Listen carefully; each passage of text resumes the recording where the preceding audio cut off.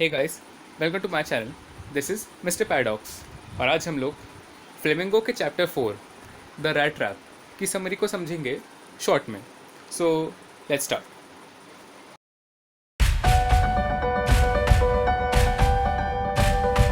कहानी की स्टार्टिंग होती है एक वेगाबॉन्ड से, एक पेडलर से, एक वैंडरर से। वेगाबॉन्ड, पेडलर, वैंडरर, इन तीनों का एक ही मतलब है कि कोई ऐसा जिसके पास घर ना हो और वो खाने के लिए भटकता रहता हो। उसके क्लोथ्स रैग्स में थे, फटे पुराने कपड़े पहनता था, चीक संकन थे, वो कमज़ोर था और हंगर, भूख उसकी आंखों में दिखती थी। वेगाबॉन्ड रैट ट्रैप्स, चूहों को पकड़ने वाले पिंजरे बेचा करता था। साथ ही वो बेग करता था, भीख मांगता था और पेटी थीवरी, छोटी मोटी चोरियां भी करता था। वो अपनी मेडिटेशन, अपने डीप थॉट्स, अपने ख्यालों में ही खोया रहता था। उसकी लाइफ बहुत मोनोटोनस थी, बहुत बोरिंग थी, इसीलिए वो अपने ख्यालों में खोया रहता था। ऐसे एक दिन उसको एक आइडिया आया, एक ख्याल आया कि पूरा वर्ल्ड, ये पूरी दुनिया भी एक रैट ट्रैप ही तो है। चूहे को पकड़ने के लिए रैट ट्रैप में एक बेट, एक चारा लगाया जाता है, जिससे अट्रैक्ट होकर चूहा उसे पाने के लिए रैट ट्रैप में आता है और फिर फंस जाता है। ऐसे ही रियल वर्ल्ड में किसी लग्जरी की चीज़ या अनोखी चीज़ को देखकर हम उसे अट्रैक्ट होते हैं और उसे पाने का हमें डिज़ायर बनता है, उसे पाने की ख्वाहिश होती है और फिर उस चीज़ को पाने के लिए हम बिना सोचे समझे काम करना शुरू कर देते हैं और इस रैट ट्रैप में फंस जाते हैं। इस थॉट के आने के बाद वेगाबॉन्ड ऐसे कई लोगों को देख के खुश होता था जो या तो रैट ट्रैप में फंस चुके थे या तो लग्जरी की चीज़ों को देखकर बस फंसने वाले थे। वो लोगों को फंसता हुआ देखकर खुश इसलिए होता था क्योंकि कभी किसी ने उसके साथ अच्छे से बिहेव नहीं किया था। उसकी लाइफ में बहुत लोनलीनेस थी, बहुत अकेलापन था। वन डार्क इवनिंग, मतलब शाम को जब अंधेरा होने वाला था, तब रोड के किनारे उसे ग्रे कॉटेज दिखी और वहाँ पर उसने रात को रुकने के लिए परमिशन मांगी। कॉटेज का मालिक, जो कि एक ओल्ड मैन था, एक बूढ़ा आदमी था, उसने मना नहीं किया। इसके साथ ही ओल्ड मैन ने उसे हॉट पॉरेज, दलिया भी सर्व किया, खाने को दिया। ओल्ड मैन ने अपने टबैको के रोल से इतना टबैको लिया कि उन दोनों की टबैको की पाइप्स में यूज़ हो सके। इसके बाद उन्होंने कार्ड्स भी खेले। ओल्ड मैन बहुत हम्बल और जनरस था, बहुत दयालु था और उसने वेगाबॉन्ड से कुछ बातें भी की। ओल्ड मैन ने वेगाबॉन्ड को ये बताया कि वो पहले रैम्सो आयरन वर्क्स में एक क्रॉफ्टर था। क्रॉफ्टर एक ऐसा पर्सन होता है जो कि एक स्मॉल फार्म, एक छोटे खेत और लैंड, ज़मीन को रेंट पर लेता है और वहीं पर बने घर में रहता है। वो एक टीनेंट फार्मर होता है, एक किराएदार और एक किसान होता है जो कि रेंट में पैसे नहीं देता बल्कि वर्क फोर्स, अपनी सर्विसेज और काम देता है। वो बताता है कि लास्ट मंथ, पिछले महीने, उसे अपने काऊ का मिल्क सेल करने से, बेचने से 30 रेनॉर्स मिले थे। क्रॉफ्टर ने विंडो पर लटके पाउच से 3 रिंकल्ड नोट्स निकाले, 10-10 रेनॉर्स के, यानी 3 सिल्वर्टो वाले नोट निकाले 10-10 रेनॉर के, और फिर उस पाउच को वापस विंडो पर लटका दिया।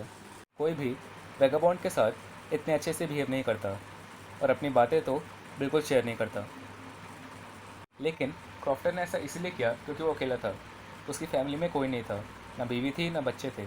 इसलिए वेगाबॉन्ड के साथ बात करके उसे खुशी हुई। अगली सुबह क्रॉफ्टर और वेगाबॉन्ड उठे और अलग अलग अपने अपने रास्तों पर चले गए। पर आधे घंटे बाद वेगाबॉन्ड वापस उस ग्रे कॉटेज के पास आया। उसने विंडो पेन तोड़ा, यानी खिड़की का कांच तोड़ा, और उस पाउच में से पैसे निकालकर वापस उस पाउच को वहीं लटका दिया। वेगाबॉन्ड अपनी चालाकी पर बहुत खुश हो रहा था। उसे पता था कि आगे हाईवे पर खतरा हो सकता है, इसलिए उसने सोचा कि वो जंगल से जाएगा। वो जंगल बहुत बड़ा और कन्फ्यूजिंग था। वेगाबॉन्ड आगे चलता जा रहा था, पर ऐसा लग रहा था कि शायद वो जंगल कभी ख़त्म ही नहीं होगा। वेगाबॉन्ड फॉरेस्ट में ट्रैप हो गया था, जंगल में फंस गया था जहाँ से वो नहीं निकल सकता था। अब वेगाबॉन्ड को रियलाइज़ हुआ कि वो भी रैट ट्रैप में फंस चुका है। वो क्रॉफ्टर के पैसों से अट्रैक्ट हुआ और फिर उसे पाने के लिए उसने चोरी करी और अब वो रैट ट्रैप में फंस चुका है।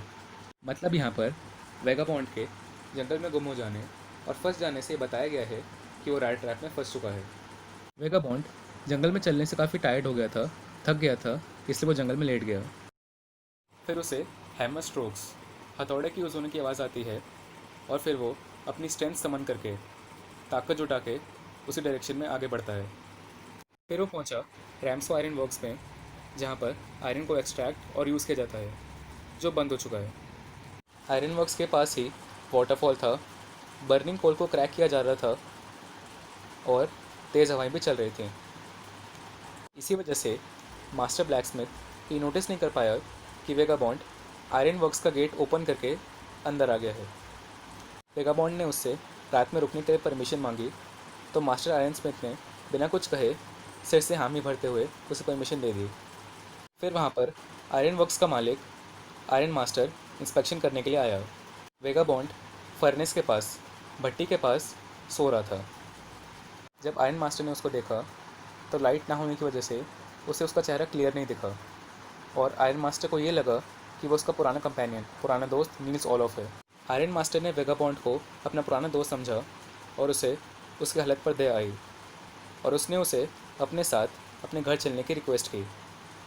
वेगाबॉन्ड ये बात जानता था कि आयरन मास्टर के घर में जाने का मतलब है लैंड की डेन में जाना, यानी वो ये जानता था कि उसके घर में जाने का मतलब है शेर की गुफा में जाना, क्योंकि उसके पास चोरी किए हुए पैसे थे और उसे पकड़े जाने का डर था। इसीलिए आयरन मास्टर के बार बार रिक्वेस्ट करने पर भी उसने मना कर दिया और फिर आयरन मास्टर वहाँ से चला गया। आयरन मास्टर उससे बार बार रिक्वेस्ट इसलिए कर रहा था क्योंकि वो भी अकेला था। उसकी वाइफ एलिजाबेथ की डेथ हो गई थी और उसके दोनों बेटे फॉरेन में थे और वो अपनी बड़ी बेटी के साथ रहता था। एडला की पर्सुएशन पावर्स, मतलब दूसरों को कन्विंस करने की, दूसरों को मनाने की उसमें एक क्वालिटी थी। पर फिर आयरन मास्टर ने अपनी बेटी एडला विल्मनसन को वहाँ पर भेजा और वो एक वैले, पर्सनल असिस्टेंट के साथ वहाँ पर आई। जब एडला ने वेगाबॉन्ड को अपने साथ चलने की रिक्वेस्ट की, तब भी उसने मना कर दिया।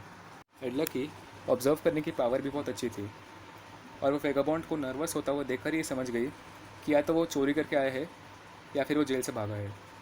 एडलन ने फ्रेंडली वे में, मतलब फ्रेंडली तरीके से वेगाबॉन्ड से रिक्वेस्ट की कि वो उनके साथ क्रिसमस ईव सेलिब्रेट कर ले, फिर अगर वो जाना चाहेगा तो उसे कोई नहीं रोकेगा।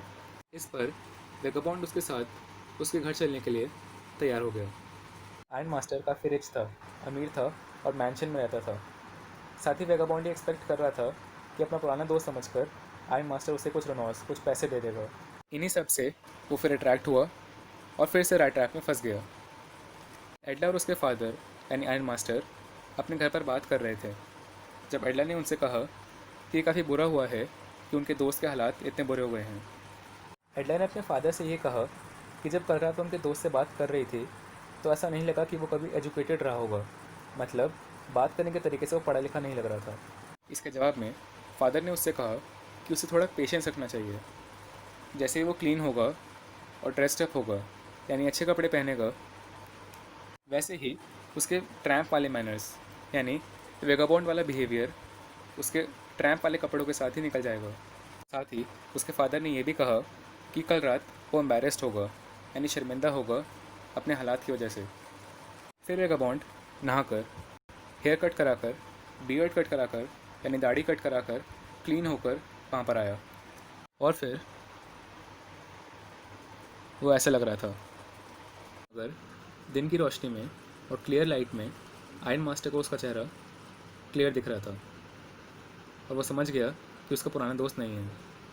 आयरन मास्टर ये समझ गया कि उससे पहचानने में गलती हुई है और फिर वो वेगाबॉन्ड पर गुस्सा करने लगा। अपने डिफेंस में, अपने बचाव में वेगाबॉन्ड ने यह कहा कि वो कोई और होना प्रिटेंड नहीं कर रहा था, यानी वो किसी और के होने का नाटक नहीं कर रहा था। वो तो उनके घर जाने से भी मना कर रहा था, पर आयरन मास्टर ही रिक्वेस्ट कर रहा था। मतलब आयरन मास्टर पुलिस को बुलाने की धमकी दे रहा था, तो वेगाबॉन्ड को गुस्सा आ गया। इसके जवाब में आयरन मास्टर ने कहा कि वो ऑनेस्ट भी नहीं था, यानी वेगाबॉन्ड ने सच भी नहीं बताया और अब वो शेरिफ को ही केस डिसाइड करने देंगे। और गुस्से में उसने आयरन मास्टर से कहा कि चाहे आज वो उसे अरेस्ट करवा दे, पर एक दिन ऐसा आएगा कि किसी चीज़ को देखकर आयरन मास्टर भी उसे पाने के लिए ट्रैप हो जाएगा और रैट ट्रैप में फंस जाएगा, क्योंकि ये वर्ल्ड और कुछ भी नहीं बल्कि एक रैट ट्रैप ही है। आयरन मास्टर उसकी बात सुनकर उस पर हंसने लगता है। वैसे भी उसे उसकी बात की इंपॉर्टेंस से कोई फ़र्क नहीं पड़ता था। उसने वेगाबॉन्ड से कहा, नॉट बैड, तुमने इतना बुरा भी नहीं कहा। चलो हम शरीफ को तंग नहीं करते, यानी मैं पुलिस को नहीं बुलाऊंगा, पर अब तुम यहाँ से चले जाओ। पर जैसे ही वेगाबॉन्ड जाने वाला था, एडला ने गेट बंद कर दिया और फादर से कहा, इन्हें आज हमारे साथ रुकना चाहिए। वो नहीं चाहती थी कि वो यहाँ से जाए। जब उसके फादर ने उससे पूछा कि वो ये क्या कर रही है, तब पहले तो उसने कुछ नहीं कहा, पर बाद में उसने कहा कि वो इस स्ट्रेंजर, इस अजनबी के बारे में सोच रही थी कि इसकी लाइफ कितनी बुरी है। ये पूरे साल बस चलता ही रहता है, कंट्री में भटकता ही रहता है, क्योंकि ऐसी कोई जगह नहीं है जहाँ पर इसे घर जैसा फील हो। जहाँ कहीं भी जाता है, लोग इसे भगा देते हैं और इसे हमेशा पकड़े जाने और सज़ा मिलने का डर रहता है।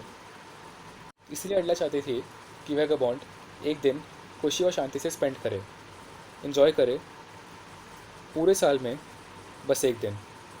और फिर एडला वेगाबॉन्ड को टेबल तक लेके गई और फिर सबने मिलकर खाना खाया। वेगाबॉन्ड अभी भी हैरानी से एडला को देख रहा था कि आखिर उसने उसकी साइड क्यों ली और उसकी हेल्प क्यों की। ये अच्छी बात थी कि वेगाबॉन्ड ने कोई ट्रबल कॉज नहीं किया था, यानी वेगाबॉन्ड ने उन दोनों को कोई तकलीफ़ नहीं दी थी, क्योंकि उसने पूरा टाइम सोने के अलावा कुछ किया ही नहीं। जब क्रिसमस ट्री को लाइट किया गया, क्रिसमस ट्री को डेकोरेट किया गया, तब वेगाबॉन्ड को उठाया गया। 2 घंटे बाद उसे फिर उठाया गया ताकि वो क्रिसमस फिश और पॉरेज खा सके, और उसने सबको थैंक यू और गुड नाइट कहा और फिर सोने चला गया। अगली सुबह एडलर और उसके फादर चर्च गए क्रिसमस सर्विस के लिए, यानी क्रिसमस पर चर्च में अपनी सर्विस देने के लिए। चर्च में उन दोनों को ये बात पता चली कि क्रॉफ्टर के पैसे किसी ऐसे पर्सन ने चुरा लिए हैं जो रैट ट्रैप्स बेचा करता था।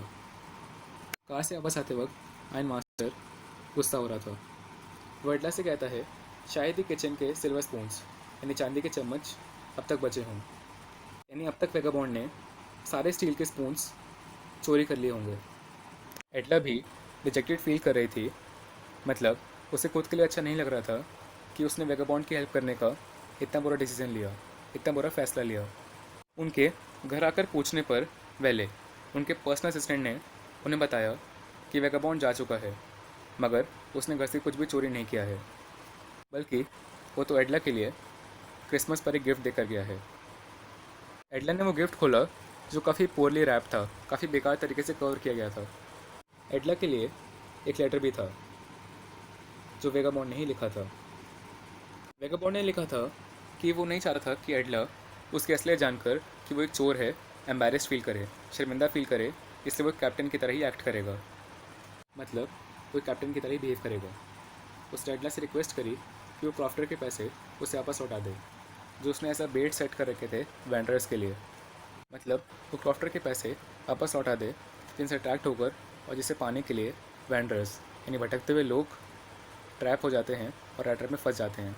वेगाबॉन्ड ने लेटर में अपना नाम कैप्टन वॉन स्टाल लिखा था।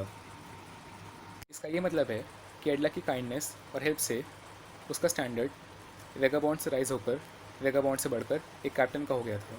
दोस्तों, इस चैप्टर की थीम्स में सबसे इंपॉर्टेंट थीम है पूरे वर्ल्ड के एक रैट ट्रैप होने की। जैसे चूहे बेट को देखकर, चारे को देखकर रैट ट्रैप में फंस जाते हैं, वैसे ही लोग चीज़ों से अट्रैक्ट होकर उसे पाने के लिए रैट ट्रैप में फंस जाते हैं। इसीलिए हमें बिना कुछ सोचे समझे चीज़ों के पीछे भागना नहीं चाहिए। दूसरा इंपॉर्टेंट थीम है लोनलीनेस, अकेलापन। इस चैप्टर में ऑलमोस्ट सभी important characters vagabond, crofter, ion master अकेले थे, इसीलिए जब उन्हें कोई बात करने के लिए मिला तो वो खुश हो गए। अकेले रहने में कोई बुरी बात नहीं है, पर हमें दूसरों के साथ अपने थॉट्स और फीलिंग्स शेयर करके।